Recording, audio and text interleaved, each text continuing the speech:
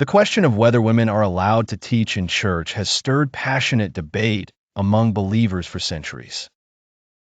Some point to Paul's words in 1 Timothy 2, verse 12. I do not permit a woman to teach or to assume authority over a man. She must be quiet, as a clear prohibition, while others argue this instruction was cultural and situational, not a universal command. To understand the truth, we must look beyond isolated verses and explore Scripture as a whole, its history, context, and God's consistent pattern of empowering both men and women for His work.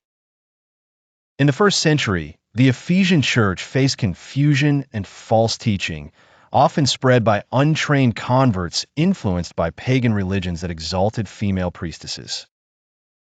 Paul's instruction to Timothy was meant to restore order and sound doctrine, not to silence women for all time.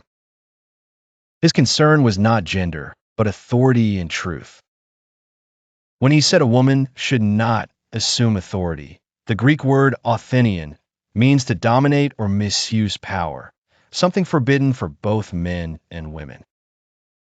Paul wasn't saying women could never teach. He was saying that teaching must be done under proper authority and spiritual maturity. Scripture itself provides powerful evidence that God calls women to teach and lead.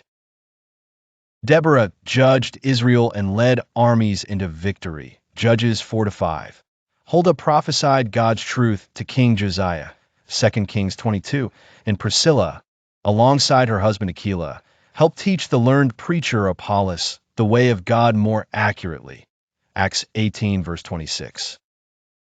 In the Gospels, Mary Magdalene became the first person entrusted with proclaiming the resurrection, the core message of Christianity, making her, in essence, the first messenger of the risen Christ. Clearly, God's pattern has never excluded women from speaking His truth. The New Testament also records women praying and prophesying publicly, 1 Corinthians 11, verse 5, which implies active participation in ministry. In Romans 16, Paul commends several women: Phoebe, a deacon of the church in Cenchreae, and Eunia, outstanding among the apostles.